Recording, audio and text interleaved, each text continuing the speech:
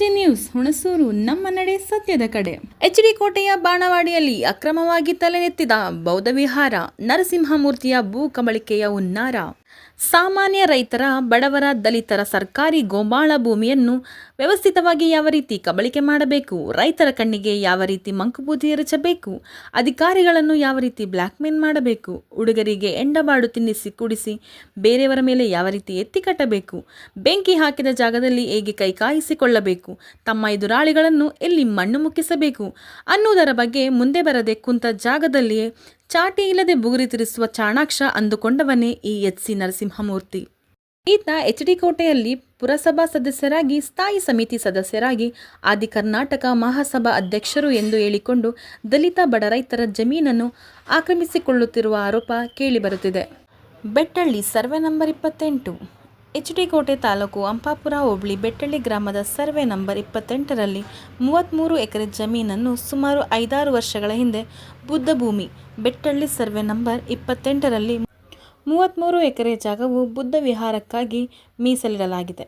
ಈ ಜಾಗಕ್ಕೆ ಅತಿಕ್ರಮ ಪ್ರವೇಶವಿಲ್ಲ ಎಂಬ ನಾಮಫಲಕವನ್ನು ಹಾಕಲಾಗಿತ್ತು.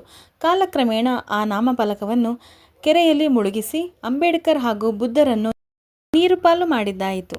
ಸದರಿ ಜಮೀನಲ್ಲಿ ಆಧಾರ್ ಕಾರ್ಡ್ನಲ್ಲಿ ಹೆಸರು ತಿದ್ದುಪಡಿ ಮಾಡಿಸಿ ಚಾಮನನ್ನು ತೋರಮ್ಮನನ್ನಾಗಿ ಮಾಡಿ, ತೋರಮ್ಮನನ್ನು ಚಾಮಮ್ಮನಾಗಿ ಮಾಡಿ 10 ಎಕರೆ ಜಮೀನನ್ನು ತನ್ನ ಹೆಸರಿಗೆ ಸುಳ್ಳು ಖಾತೆ ಮಾಡಿಸಿಕೊಂಡಿದ್ದಾನೆ. ಅದು ಸದ್ಯ ನ್ಯಾಯಾಲಯದಲ್ಲಿ ವಿಚಾರಣೆ ಹಂತದಲ್ಲಿದೆ. ಬೆಟ್ಟಳ್ಳಿ ಸರ್ವೆ ನಂಬರ್ 28ರ ಜಮೀನನ್ನು ಮದ್ದೂರು, ಜಿನ್ನಹಳ್ಳಿ, ಹಿರನಂದಿ ಗ್ರಾಮದ ಯುವಕರ ಪಡೆಯನ್ನು ಕಟ್ಟಿಕೊಂಡು ಅವರಿಗೂ ಜಮೀನು ಕೊಡುವುದಾಗಿ ಮಂಕುಬೂದಿ ಎರಚಿದ್ದ. ನರಸಿಂಹಮೂರ್ತಿಯ ಮಾತಿಗೆ ಮರುಳಾದ ಯುವ ಪಡೆ ಆತನನ್ನು ತಲೆಯ ಮೇಲೆ ಕೂರಿಸಿಕೊಂಡರು, ಎತ್ತಿ ಮೆರೆಸಿದರು, ಕುಣಿದು ಕುಪ್ಪಳಿಸಿದರು. ಸುಳ್ಳಿಗೆ ಆಯಸ್ಸು ಕಮ್ಮಿಯಂತೆ. ಆತನ ಸುಳ್ಳು ಬುರುಕತನ, ಅವನ ಮುಖವಾಡ ಗೊತ್ತಾಗುತ್ತಿದ್ದಂತೆ ಯುವ ಪಡೆ ನರಸಿಂಹಮೂರ್ತಿಯಿಂದ ದೂರಾಗಿ ಆತನ ವಿರುದ್ಧ ತಿರುಗಿಬಿದ್ದರು. ಆತನ ಪಟಾಲಂ ದೂರವಾಗುತ್ತಿದ್ದಂತೆ ನರಸಿಂಹಮೂರ್ತಿಗೆ ಜಂಗಬಲವೇ ಉದಗಿದಂತಾಯಿತು. ಹಿಂದೆ ಮುಂದೆ ಪಟಾಕಿ ಸಿಡಿಸಿ ಜೈಕಾರ ಹಾಕಿಸಿಕೊಂಡು ಪ್ರಚಾರ ಪಡೆದುಕೊಳ್ಳುತ್ತಿದ್ದ ನರಸಿಂಹಮೂರ್ತಿಗೆ ಹಿನ್ನಡೆಯಾಯಿತು. ಸರ್ವೆ ನಂಬರ್ 16 ಬನವಾಡಿಗೆ ಲಗ್ಗೆ. ಎಚ್.ಡಿ. ಕೋಟೆ ತಾಲೂಕು ಹಂಪಾಪುರ ಹೋಬಳಿ ಬನವಾಡಿ ಗ್ರಾಮದ ಸರ್ವೆ ನಂಬರ್ 16ರಲ್ಲಿ ಒಟ್ಟು ಆಕಾರ್ ಬಂದ್ ಪ್ರಕಾರ 644/23 ಆರ್ಟಿಸಿಯಂತೆ 398/9 ಉಳಿಕೆ ಜಮೀನು 246/13 ಇರುತ್ತದೆ. ಅದರಲ್ಲಿ ದುರಸ್ತಿಯಾಗಿರುವುದು 179 ಎಕರೆ. ಅಂದಾಜು 200 ಜಾನುವಾರುಗಳಿಗೆ 60 ಎಕರೆ ಕಳೆದರೂ ಜುಮ್ಲಾ 186 ಎಕರೆ ಜಮೀನನ್ನು ಮಂಜೂರು ಮಾಡಬಹುದಾಗಿದೆ ಎಂದು ಕಂದಾಯ ಇಲಾಖೆ ವರದಿ ನೀಡಿದೆ. ಇದು ಗ್ರಾಮ ಲೆಕ್ಕಾಧಿಕಾರಿಗಳಿಗೂ, ರಾಜಸ್ವ ನಿರೀಕ್ಷಕರು, ಉಪತಹಶೀಲ್ದಾರ್, ತಹಶೀಲ್ದಾರ್ ಹಾಗೂ ಸರ್ವೆ ಇಲಾಖೆಯವರಿಗೂ ಕೂಡ ಗೊತ್ತಿದೆ. ಬನವಾಡಿ ಸರ್ವೆ ನಂಬರ್ 16ರಲ್ಲಿ ನಮೂನೆ 53ರ ಅರ್ಜಿ ಸಲ್ಲಿಸುವವರು ಕೇವಲ 22 ಅರ್ಜಿಗಳು ಮಾತ್ರ ಆನ್ಲೈನ್ನಲ್ಲಿ ಅಂಗೀಕಾರಗೊಂಡಿವೆ. ಆದರೂ ಅವುಗಳಿಗೆ ಸಾಗುವಳಿ ಮಂಜೂರು ಮಾಡಲು ಮೀನಮೇಷ ಎಣಿಸುತ್ತಿರುವುದು ಏಕೆ? ಕಾರಣವೇನು ಎಂದು ಹುಡುಕ ಹೊರಟರೆ ಅದೇ ಎಚ್.ಸಿ. ನರಸಿಂಹಮೂರ್ತಿಯ ಮತ್ತೊಂದು ಮುಖ ಅನಾವರಣಗೊಳ್ಳುತ್ತದೆ. ಬನವಾಡಿ ಸರ್ವೆ ನಂಬರ್ 16ರಲ್ಲಿ ಬಹುತೇಕ ಪರಿಶಿಷ್ಟ ಜಾತಿ, ಪರಿಶಿಷ್ಟ ಪಂಗಡದವರೇ ಹೆಚ್ಚಾಗಿ 50-60 ವರ್ಷಗಳಿಂದ ಸ್ವಾಧೀನದಲ್ಲಿದ್ದು ವ್ಯವಸಾಯ ಮಾಡಿಕೊಂಡು ಬರುತ್ತಿದ್ದಾರೆ. ಸಾಗುವಳಿ ಪಡೆಯುವುದಕ್ಕೋಸ್ಕರ ರೈತರು 8-10 ವರ್ಷಗಳಿಂದ ತಾಲೂಕು ಕಚೇರಿಗೆ ಅಲೆದು ಸಾಕಾಗಿ ಅಧಿಕಾರಿಗಳಿಗೆ ಇಡೀ ಶಾಪ ಹಾಕುತ್ತಿದ್ದಾರೆ. ಆದರೆ ಅದಕ್ಕೆ ಬ್ರೇಕ್ ಹಾಕುತ್ತಿದ್ದುದು ಅದೇ ಕಿಂಗ್ ಪಿನ್ ನರಸಿಂಹಮೂರ್ತಿ. ನಾನು ದಲಿತ ನಾಯಕ, ದಲಿತ ಸೇವಕ ಎಂದು ಹೇಳಿಕೊಂಡು ದಲಿತರ ಮೇಲೆ ದಲಿತರನ್ನೇ ಎತ್ತಿ ಕಟ್ಟಿ ದಲಿತರ ದಮನಕ್ಕೆ ಟೊಂಕು ಕಟ್ಟಿ ನಿಂತಿದ್ದಾನೆ. ಹಿರನಂದಿ, ಮದ್ದೂರು, ಚಿನ್ನಹಳ್ಳಿ ಯುವಕರು ನರಸಿಂಹಮೂರ್ತಿಯಿಂದ ದೂರವಾಗುತ್ತಿದ್ದಂತೆ ಹಾವು ಮುಂಗುಸಿಯಂತಿದ್ದ ಬನವಾಡಿ ಗ್ರಾಮದವರಿಗೆ ಯಾವ ಎಣ್ಣೆಯಲ್ಲಿ ಯಾವ ಗೋಳಿಗೆ ತಿನ್ನಿಸಿದನೋ ಬನವಾಡಿ ಗ್ರಾಮದ ಜನರೆಲ್ಲ ನರಸಿಂಹಮೂರ್ತಿಯನ್ನು ಗ್ರಾಮಕ್ಕೆ ಕರೆಸಿ ಸಭೆ ಮಾಡೇ ಬಿಟ್ಟರು. ಆದಿ ಕರ್ನಾಟಕ ಮಹಾಸಭಾ ಮರುಹುಟ್ಟು ಪಡೆದೇ ಬಿಟ್ಟಿತು. ತಾನೇ ಮದ್ದೂರಿನ ರೈತರಿಗೆ ಉಳಿಮೆ ಮಾಡಿ ಎಂದು ಹೇಳಿ ಗುಡಿಸಲನ್ನು ಹಾಕಿಸಿ ಈಗ ಅವರಿಗೆ ವಂಚಿಸಲು ಸಂಚು ಮಾಡಿದ. ತಿರುಗಾಡುವ ಹಾದಿಗೆ ಅಡ್ಡಲಾಗಿ ಜಮೀನಿಗೆ ಹೋಗಬಾರದಂತೆ ಟ್ರಂಚ್ ಹೊಡೆಸಿದ. ಹಾಕಿದ ಗುಡಿಸಲಿಗೆ ಬೆಂಕಿ ಹತ್ತಿಸಿ ಸುಟ್ಟು ಹಾಕಿದ. ನಂತರ ಬೆಟ್ಟಳ್ಳಿಯಿಂದ ಬನವಾಡಿಗೆ ಬೌದ್ಧವಿಹಾರ ಶಿಫ್ಟ್ ಆಗೋಯ್ತು. ಭಗವಾನ್ ಬುದ್ಧರ ಬುದ್ಧವಿಹಾರಕ್ಕೆ ಕಾಯ್ದಿರಿಸಿರುವ ಬುದ್ಧಭೂಮಿ ಬನವಾಡಿ ಗ್ರಾಮ ಎಚ್.ಡಿ. ಕೋಟೆ ತಾಲೂಕು ಅನ್ನುವ ನಾಮಫಲಕ, ಲೈಟಿಂಗ್ಸ್, ಬ್ಯಾನರ್, ಫ್ಲೆಕ್ಸ್ಗಳಿಂದ ರಾರಾಜಿಸಿತು. ಕೊನೆಗೆ ಬನವಾಡಿ ಗ್ರಾಮದವರಿಗೂ ಮದ್ದೂರಿನ ದಲಿತ ಬಡ ರೈತರಿಗೂ ಮಧ್ಯೆ ವಿಷಬೀಜ ಬಿತ್ತಿ ಹೊಡೆದಾಡಿಸಿ ಬಡಿದಾಡಿಸಿ ಪೊಲೀಸ್ ಠಾಣೆ ಮೆಟ್ಟಿಲವರೆಗೂ ಕೊಂಡೊಯ್ದ ಕೀರ್ತಿ ನರಸಿಂಹಮೂರ್ತಿಗೆ ಸಲ್ಲಬೇಕು. ಒಬ್ಬ ಪ್ರಬುದ್ಧ ರಾಜಕಾರಣಿಯಾದವನು ಜಾತಿಗಳ ನಡುವೆ ಕಂದಕ ಸೃಷ್ಟಿಸಬಾರದು. ಜಾತಿ ಎಸೆಳಿಕೊಂಡು ಬೆಳೆದವನು ಸ್ವಜಾತಿಯವರನ್ನು ತುಳಿಯಬಾರದು. ಜೈ ಭೀಮ್, ಜೈ ಅಂಬೇಡ್ಕರ್, ಜೈ ಹೊಲಯ್ಯ, ಜೈ ಬುದ್ಧ ಎಂದು ಹೇಳಿಕೊಂಡು ದಲಿತರನ್ನೇ ತುಳಿಯುವುದು ಅಂಬೇಡ್ಕರ್ಗೆ ಮಾಡಿದ ಅವಮಾನವಲ್ಲವೇ? ಎಚ್.ಡಿ. ಕೋಟೆ ತಾಲೂಕಿನ ಶಾಸಕರಾದ ಅನಿಲ್ ಚಿಕ್ಕಮಾದೂರ್ ಅವರು ಯುವ ನಾಯಕರು. ಚಿಕ್ಕ ವಯಸ್ಸಿಗೆ 2 ಬಾರಿ ಶಾಸಕರಾಗಿ ಬದ್ಧತೆಯಿಂದ ಜನಪ್ರಿಯತೆ ಗಳಿಸಿದ್ದಾರೆ. ಅನಿಲ್ ಚಿಕ್ಕಮಾದೂರ್ ಅವರ ಬಲಗೈ ಬಂಟ ಎಂದು ಹೆಸರು ಹೇಳಿಕೊಂಡು ಅವರ ಹೆಸರಿಗೆ ಮಸಿ ಬಳಿಯುವಂಥ ಕೆಲಸವನ್ನು ಮಾಡುತ್ತಿರುವ ನರಸಿಂಹಮೂರ್ತಿಯ ಆಟೋಟೋಪಿಗಳಿಗೆ ಕಡಿವಾಣ ಹಾಕಬೇಕಾಗಿದೆ. ಶಾಸಕರ ಹೆಸರು ಹೇಳಿಕೊಂಡು ಅಧಿಕಾರಿಗಳನ್ನು ದುರುಪಯೋಗಪಡಿಸಿಕೊಳ್ಳುವುದು, ಹಪ್ತ ವಸೂಲಿ ಮಾಡುವುದು ಶಾಸಕ ಅನಿಲ್ ಚಿಕ್ಕಮಾದೂರ್ ಗೌರವಕ್ಕೆ ಧಕ್ಕೆ ತರುವಂಥ ವಿಚಾರ. ಈಗಾಗಲೇ ಎಚ್.ಡಿ. ಕೋಟೆ ತಾಲೂಕಿನ ಸಾರ್ವಜನಿಕರು ನರಸಿಂಹಮೂರ್ತಿ ಕಚ್ಚೆ ಹರಕುತನಕ್ಕೆ ಬೇಸತ್ತು ಹಿಡಿ ಶಾಪ ಹಾಕುತ್ತಿದ್ದಾರೆ. ಮಾನ್ಯ ಶಾಸಕರಾದ ಅನಿಲ್ ಚಿಕ್ಕಮಾದೂರ್ ಅವರು ನರಸಿಂಹಮೂರ್ತಿಯ ಕೈಬಾಯಿ ಕಡಿವಾಣ ಹಾಕದಿದ್ದರೆ ಮುಂದಿನ ರಾಜಕೀಯ ಭವಿಷ್ಯಕ್ಕೆ ಬೆಂಕಿ ಬೀಳುವುದು ಗ್ಯಾರಂಟಿ. CRG news. ಮದ್ದೂರಲ್ಲಿ ಜಮೀನು ಬಂದು ಮೈಸೂರು ತಾಲೂಕಲ್ಲಿ ಜಮೀನದ ಕೋಟೆ ತಾಲೂಕಲ್ಲಿ ಅಂದ್ಬಿಟ್ಟು ನಮ್ಮ ಮದ್ದೂರಿನವನ್ನೇ ಸಪೋರ್ಟ್ ತಗೊಂಡು ಮತ್ತು ಕಲ್ಲಹಳ್ಳಿ ಅವರು, ಆಲನಹಳ್ಳಿ ಅವರು, ಜಂಪನಹಳ್ಳಿ ಅವರು ಎಲ್ಲರೂ ಕರ್ಕೊಬಂದು ಈ ನರಸಿಂಹಣ್ಣವರು ಜಮೀನು ಹಿಡಿದ್ರು ಸ್ವಾಮಿ.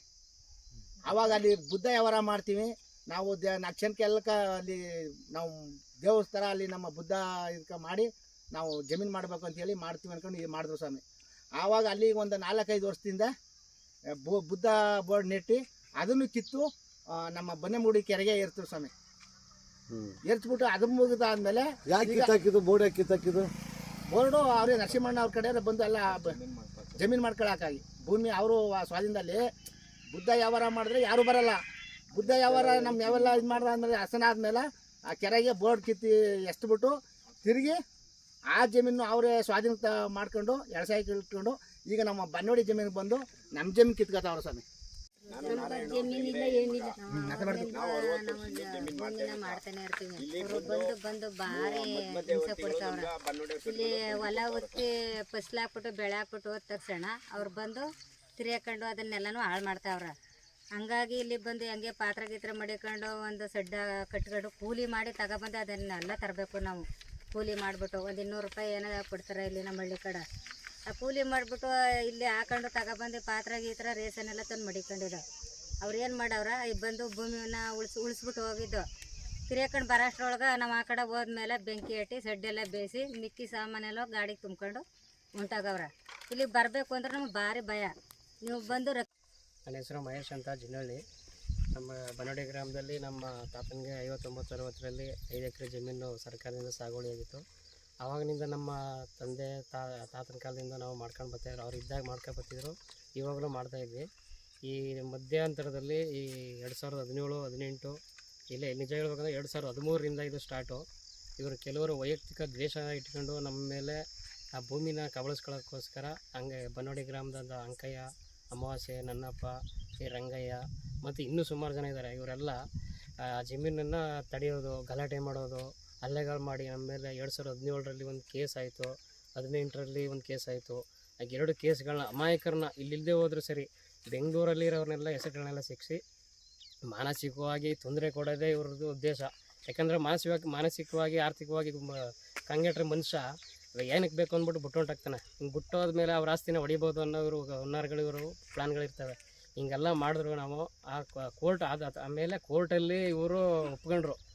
ಒಂದು 2 ವರ್ಷ ಕೋರ್ಟ್ ಆದಮೇಲೆ ಇವ್ರ ತಂಟೆಗೆ ನಾವು ಹೋಗಲ್ಲ, ಇವ್ರ ಜಮೀನು ತಂಟೆಗೂ ನಾವು ಹೋಗಲ್ಲ, ಇದಕ್ಕೂ ನಮಗೂ ಸಂಬಂಧ ಇಲ್ಲ ಅಂತ. ಯಾಕಂದರೆ ಅಲ್ಲಿ ಕೋರ್ಟಲ್ಲಿ ತನಿಖೆ ಆದಾಗ ನೀವು ಏನಕ್ಕೆ ಹೋಗಿರಿ ಅಂತ ಕೇಳಿದಾಗ ಅವರು ಬೇರೆ ಬೇರೆ ರೀಸನ್ ಕೊಟ್ಟಾಗ ಅದು ಹೊಂದಿಕೆ ಆಗದ ಸಂದರ್ಭದಲ್ಲಿ ಅವರು ಒಪ್ಕೊಂಡ್ರು, ನಮ್ದು ಆ ತಂಟೆಗೆ ಹೋಗಲ್ಲ, ಅವರು ಇದಕ್ಕೆ ಹೋಗಲ್ಲ ಅಂತ ಒಪ್ಕೊಂಡು ರಾಜಿ ಆದರು. ಈ ರಾಜಿ ಆಗಿ ನಾವು ಆವಾಗಲಿಂದ ಜಮೀನು ಮಾಡ್ಕೊಬರ್ತಾಯಿದ್ದೋ. ತಿರ್ಗಾ ಈಗ ಮೊನ್ನೆ 6ನೇ ತಾರೀಕಲ್ಲಿ ಏಕಾಏಕಿ ಇವರು ಯಾರೋ ರಾಜಕೀಯ ಪ್ರಭಾವಿ ವ್ಯಕ್ತಿಯನ್ನು ಬೆಂಬಲವನ್ನು ಪಡ್ಕೊಂಡು ರೋಡ್ಗೆ ಟ್ರಂಚ್ ಮಾಡವ್ರೆ. ಜಮೀನು ಒಳಗಡೆ ಹೋಗೋಕ್ಕೆ ಟ್ರಂಚ್ ಮಾಡವ್ರೆ. ಬುದ್ಧ ವಿಹಾರ ಮತ್ತು ಅಂಬೇಡ್ಕರ್ ಫೋಟೋಗಳನ್ನ ಇಟ್ಕೊಂಡು ಹಿಂಗೆ ಮಾಡ್ತಾರೆ ಇವರು. ಈ ಹೆಸರು ಹೇಳೋದು ಈ ಹೆಸರು ಮಕ್ಕಳ ಹೆಸರುಗಳಿಗೆ 5 ಜನದ ಹೆಸರಿಗೆ 53ಅಲ್ಲಿ 58ಅಲ್ಲಿ ಅರ್ಜಿ ಹಾಕೊಂಡು ಈ ಥರ ಪ್ಲ್ಯಾನ್ಗಳನ್ನ ಮಾಡಿ ಇವರು ಇದು ಮಾಡೋದು. ನಾನು ಒಂದ್ಸರಿ ಅಂಕಯ್ಯ ಮತ್ತು ಅಮಾವಾಸ್ಯೆ ನನ್ನಪ್ಪ ಮತ್ತು ಮುಂತಾದವರು ನಮಗೆ ಇಲ್ಲಿ ಒಂದು ಕಡೆ ಕರೆಸಿ ಮಟಗೇರಿ ಅನ್ನೋ ದೇವಸ್ಥಾನ ಕಡೆ ಕರೆಸಿ ಕೇಳಿದ್ರು, ಹಿಂಗೆ ನಾವು ಬುದ್ಧ ವಿಹಾರ ಮಾಡಬೇಕು, ಭೂಮಿ ಕೊಡಿ ಅಂತಂತ, ನಿಮ್ಮ ಸಾಗುವಳಿ ಭೂಮಿಗೆ ಕೊಡಿ ಅರ್ಹತೆ ಕೊಡಿ ಅಂತ. ಅದಕ್ಕೆ ನಾವು ಇರೋದೇ ಸ್ವಲ್ಪ, ನಾವು ಅದನ್ನೇ ನಂಬ್ಕೊಂಡು ಬದುಕ್ತಾರೋ ಅವಿಭಕ್ತ ಕುಟುಂಬಗಳು ಜಾಸ್ತಿ ಇರೋದ್ರಿಂದ ನಾವು ಅದಕ್ಕೆ ಒಪ್ಪಲಿಲ್ಲ. ಹಂಗಾಗಿ ಅವರು ಅವತ್ತು ಕೊಡಲಿಲ್ಲ ಅನ್ನೋ ದ್ವೇಷಕ್ಕೆ ಬೇರೆ ಬೇರೆಯವ್ರಿಗೆ ಏನೇನೋ ಎತ್ಕಟ್ಟಿ ನಮ್ಮ ಮೇಲೆ ಇವರು ದ್ವೇಷ ಇಟ್ಕೊಂಡು ಹಿಂಗೆ ಮಾಡ್ತಾರೆ. ಹೆಸರು ಚಿಕ್ಕಮರಯ್ಯ ಅಂತ, ನನ್ನ ಹೆಸರು ಕರ್ಗಮ್ಮ ಅಂತ.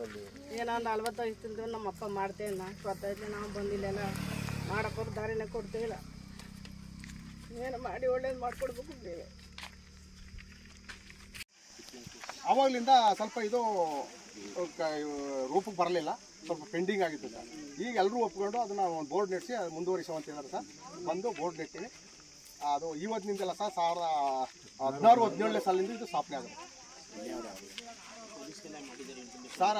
ಮೊದಲೇ ಅಶೋಕ್ ಸಬ್ ಇನ್ಸ್ಪೆಕ್ಟರ್ ಸಮ್ಮುಖದಲ್ಲಿ ಪೂಜೆ ನಡೆಯಿತು. ಈಗಿಲ್ಲ ಸರ್, ಈಗ ಮಾಡಿಲ್ಲ. ಮಿನಿಸ್ಟರ್ ಪ್ರೋಗ್ರಾಮ್ ಮುಗಿದ ಮೇಲೆ ದೊಡ್ಡ ಕಾರ್ಯಕ್ರಮ ಇಟ್ಕೊಳ್ಳೋ ಸಾಹೇಬ್ರ ಗಮನಕ್ಕೆಲ್ಲ ತಂದ್ಬಿಟ್ಟು ಎಲ್ಲರೂ ಸೇರ್ಸ್ಕೊಂಡು ಮಾಡೋ, ಈಗ ಒಂದು ಬೋರ್ಡ್ ನೆಟ್ಸಿ ಅಂದ್ಬಿಟ್ಟು ಹೇಳಿದ್ರು ಸರ್. ಬೋರ್ಡ್ ನೆಟ್ಟಿವಿ. ಬೋರ್ಡು ನೆಡಿ ಅಂತ ಬಿಟ್ಟು ಯಾರು ಹೇಳಿದ? ಎಲ್ಲ ಪೂರ್ತ ಹೇಳಿಲ್ಲ ಸರ್. ಫಸ್ಟ್ ಎಲ್ಲ ಪೊಲೀಸ್ನವರ ನಮ್ಮ ಅಶೋಕ್ ಸರ್ ಸಮ್ಮುಖದಲ್ಲೇ ಅವರೇ ನಿಲ್ಸ್ಕೊಂಡು ಇಲ್ಲಿ ಪೂಜೆ ನಡೆದಿದ್ದು. ಮತ್ತೆ 30 ಜನ ಶ್ರೀಲಂಕಾದಿಂದ ಸ್ವಾಮೀಜಿಯವರು ಬಂದಿದ್ದು, 4 ದಿನ ಕಾರ್ಯಕ್ರಮ ನಡೆದಿದ್ದು ಎಲ್ಲ ಇವತ್ತದಲ್ಲ ಸರ್. ಇದು ಆ ಕಡೆ ಇದು ಬೋರ್ಡ್ ನೆಡಕ್ಕೆ ಯಾರು ಹೇಳಿದ? ಬೋರ್ಡ್ ಅಲ್ಲ, ಯಾರೋ ಈಗ ಬೋರ್ಡ್ ನೆಡಿ ಅಂತ ಹೇಳಿದ್ರು ಅಂದ್ರಲ್ಲ. ನೆಟ್ಟಿವಿ. ಅವರು ನಮ್ಮ ಇವರ ಅನುಮತಿ ತಗೊಂಡು, ಕೆಲವರು ನಮ್ಮ ಲೀಡರ್ಸ್ಗಳ ಅನುಮತಿ ತಗೊಂಡು ಗ್ರಾಮದವರೇ ಸ್ಥಾಪನೆ ಮಾಡಿ. ಅಲ್ಲ, ಇದರಲ್ಲಿ ಈಗ ಯಾರ್ಯಾರು ಮುಖ್ಯಸ್ಥರು ಯಾರು ಇದ್ದಾರೆ? ಎಲ್ಲ ಮುಖ್ಯವಾಹಿನಿಯಲ್ಲಿ ಯಾರ್ಯಾರು ಇದ್ದಾರೆ ಅಂತ? ನೀವು ಗ್ರಾಮದವ್ರು ಇದ್ದೀರಾ, ಓಕೆ. ನೀವು ಯಾವುದೋ ಒಂದು ಮಹಾಸಭಾ ಅಂತಂದ್ರಲ್ಲ, ಈಗ ಮಹಾಸಭೆಯಲ್ಲಿ ಎಲ್ಲರೂ ಬರ್ತಾರ ಸರ್. ಇಡೀ ಎಂಟರು ನಮ್ಮ ಮಹಾಸಭೆಗೆ ಎಷ್ಟು ಜನ ಸೇರ್ತಾರ, ತಾಲೂಕು ಮಾಡ್ತಿಲ್ಲ, ಎಲ್ಲ ಲೀಡರ್ಗಳು ಬರ್ತಾರೆ. ಈಗ ಅವ್ರಿಗೂ ಇದು ವಿಚಾರ ಗೊತ್ತಿದೆ, ಅವ್ರ ಗಮನಕ್ಕೆ ನೀವು ತಂದಿದ್ದೀರಾ. ಈಗ ಅವರು ಕೂಡ ಈಗ ಬೋರ್ಡ್ ನೆಡಿ ಅಂತ ಹೇಳಿದ್ದಾರೆ. ಮತ್ತೆ ಅವ್ರಿಗೆ ಎಲ್ಲರೂ ವಿಚಾರ ಗೊತ್ತು. ಅವರೇ ಮೊದಲು ಬಂದು ಸ್ಥಾಪನೆ ಮಾಡಿಸಿದ್ದು. 17-17 ಮಹಾಸಭೆಯವರೇ ಸ್ಥಾಪನೆ ಮಾಡಿಸಿದ್ದು. ಎಲ್ಲ ನಮ್ಮ ಜನಾಂಗದ ಲೀಡರ್ಗಳು ಅವರ ಇದ್ರು.